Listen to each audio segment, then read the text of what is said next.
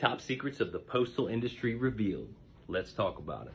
All right, the postal industry. Now, before the BRICS nations asset-backed digital currency, the post office is actually the only entity that I know of publicly that is actually solvent. That's right, it's backed by gold, which makes it a very, very unique type of industry. And the postal industry has been around since 1775. The Continental Congress created it before they started the Revolutionary War. And the reason for that is the postal industry operates outside of countries' jurisdictions, even though each country does make some guidelines and codes for them. And the reason for that is because if war ever breaks out, there must be continuity of communication amongst all the nations. So the Postal Service is actually kind of like its own unique, separate kind of entity that operates outside of governmental agencies. Benjamin Franklin was the first Postmaster General. By definition, we all are Postmaster Generals because we sort, receive, and mail and deliver parcels and goods and postage. It's always important to look at the foundations of things, and back in the day, what they used to do in order to give documents value and make sure that fees were paid is they would put stamps on top of them. And a stamp is actually a form of currency, believe it or not. And what you can do as the Postmaster General is you can actually put a postage stamp on a document and sign through it, and that cancels that stamp and gives that document value.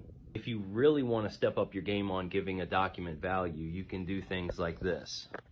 This right here encompasses all three of the major jurisdictions. You have the pre-1933 silver, which is the Republican form common law of government. Then you have the Federal Registered Warrant Claim Number, which is a silver certificate, which is equitable. And then you have the International Commercial Interest, which is a red fox stamp. The red fox stamp is a very unique stamp, if not the only one, that the dollar sign actually has the double bar on the S. Here's a couple secrets. So a P.O. box is a non-contracting venue, which basically means that if somebody tries to put you into a contractual obligation and they're using a P.O. box, it is not good for legal purposes for certain instruments. So you don't want to use a P.O. box to try to contract with.